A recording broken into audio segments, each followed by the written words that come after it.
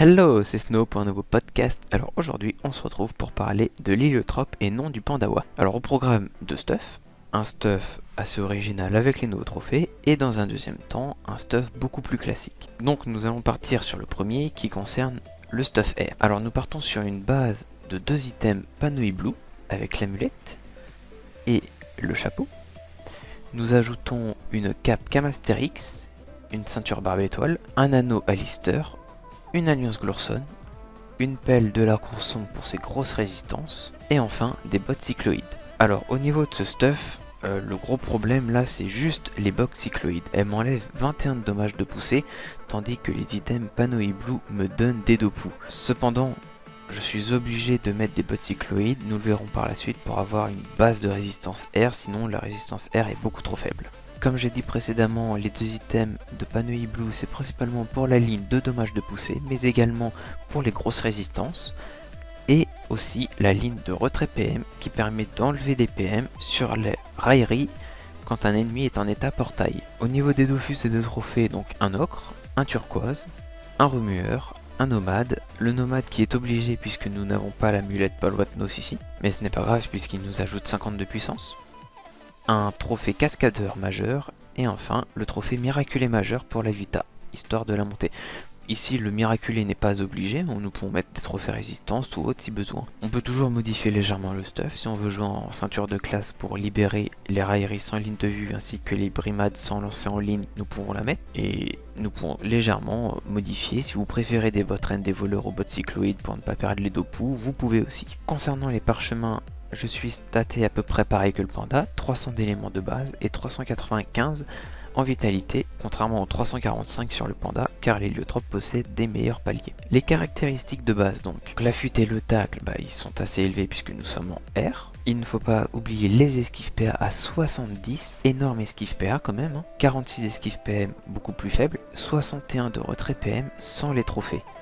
Vous pouvez toujours additionner un trophée pour augmenter et atteindre quasiment les 100. Concernant l'initiative, elle tourne autour de 2000, toujours possibilité de mettre des trophées. Nous sommes à 35% de chance de coup critique et vous verrez que c'est suffisant pour les sorts.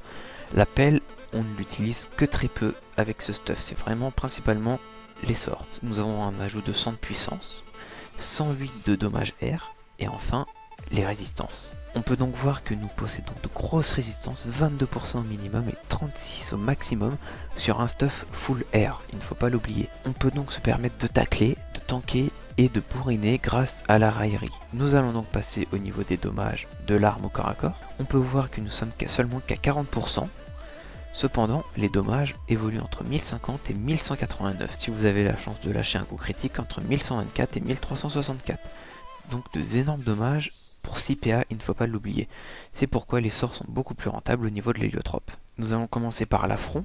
Nous pouvons voir que nous sommes là aussi à 40% et que les dommages évoluent entre 431 et 456, sans portail je le rappelle.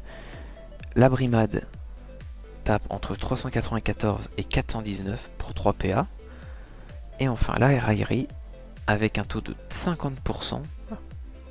La brimade tape entre 394 et 419 sans cesser, cependant ici nous sommes à 60% de chance de coup critique, nous pouvons se permettre de regarder les coups critiques, nous sommes donc entre 464 et 489 de dommages. Concernant la raillerie, nous sommes à 1 sur 2, soit 50%, les dommages évoluent donc entre 481 et 600 de dommages, encore une fois c'est sans l'ajout du bonus de portail. Nous allons donc passer à la pratique, vous pouvez voir que j'ai respecté le stuff. Ici c'est bien une cape Camastérix. Bon, elle est over un petit peu de pourcent puisque c'est mon stuff classique. Nous voici donc sur un putsch. Alors nous allons commencer par les dommages de l'affront. 428, 425 excusez-moi, et 522 en coup critique, nous sommes à 38%. Nous additionnons une raillerie à 576. Il ne faut pas oublier que nous sommes avec un Dofus turquoise, donc nous augmentons les dommages finaux en coup critique. Concernant la raillerie, elle tape du 512, donc 422 sur la ligne normale et 90 sur une ligne de 2 poux. Une deuxième brimade, un 526 et une raillerie à 544. Le coup de pelle évolue à 1064 sans maîtrise avec un crit. Nous allons donc mettre une maîtrise pour regarder les dommages. Un petit affront à 459.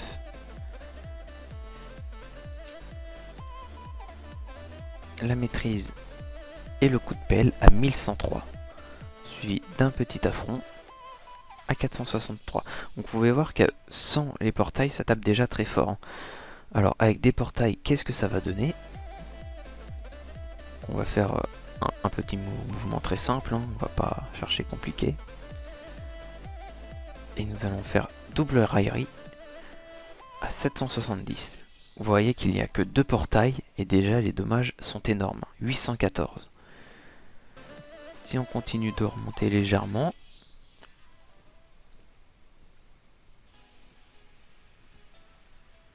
nous pouvons voir que la raillerie dépasse les 1000 de dommages et l'affront tape du 933.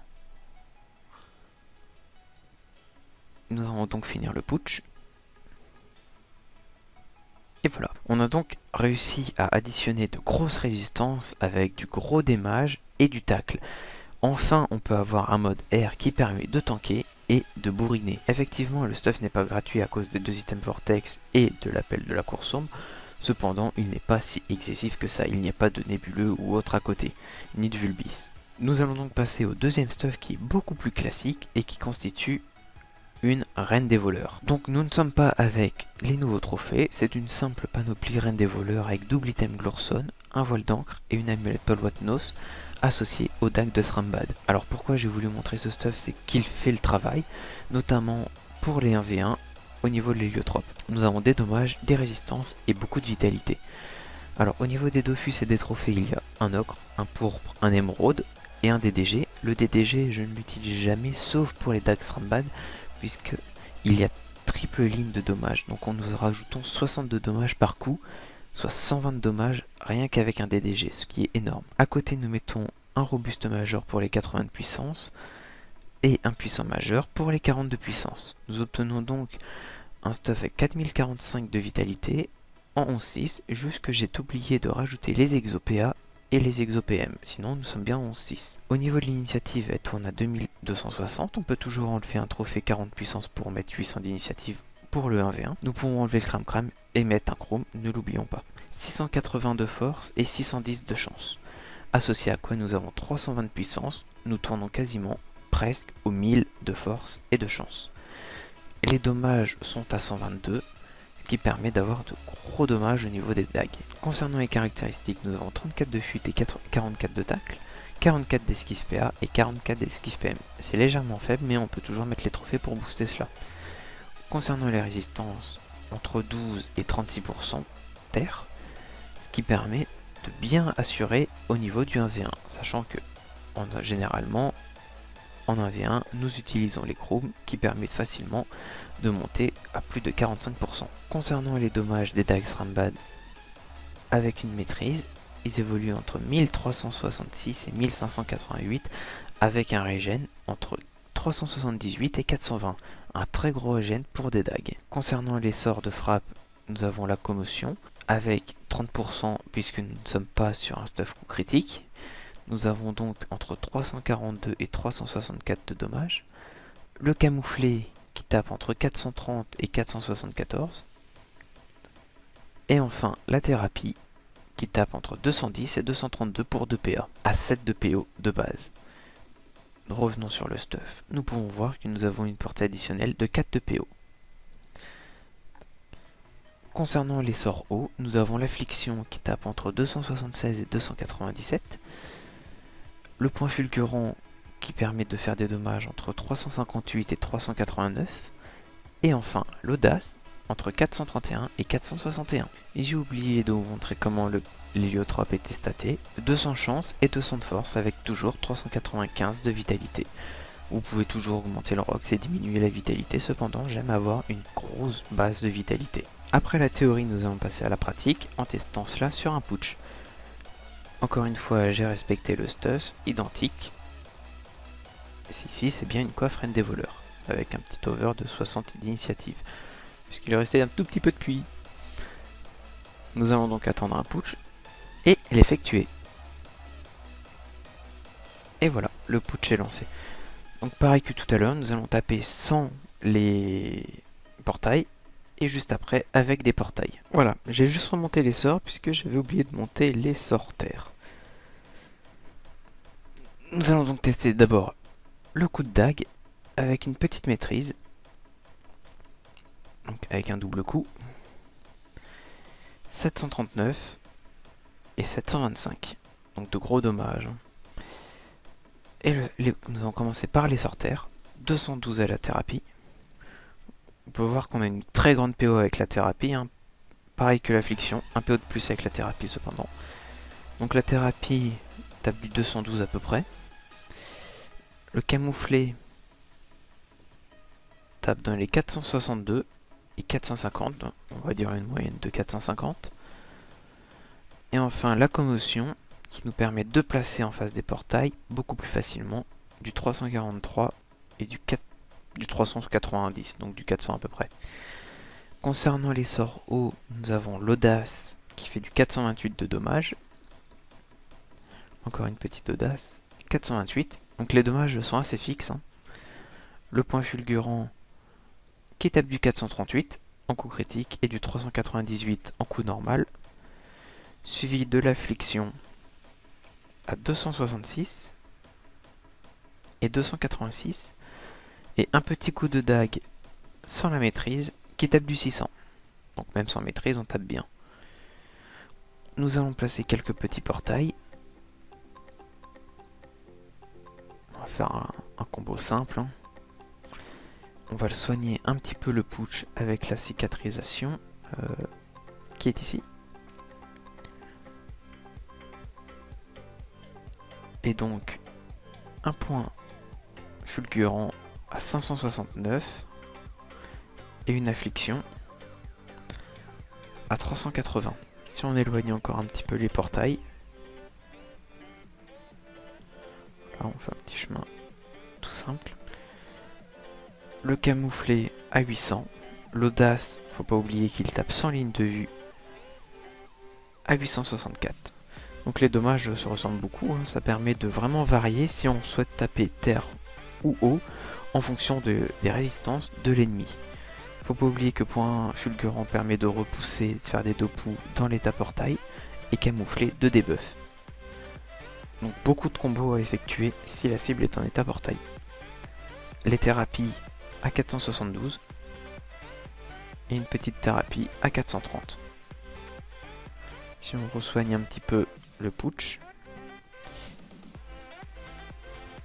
voilà.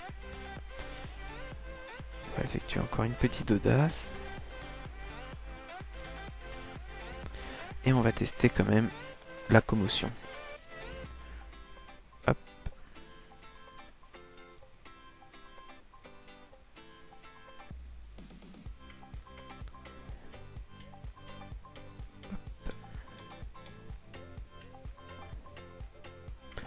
Nous avons donc la commotion qui tape du 737 qui nous permet, vous voyez, d'aligner l'ennemi dans notre diagonale et donc d'effectuer des audaces.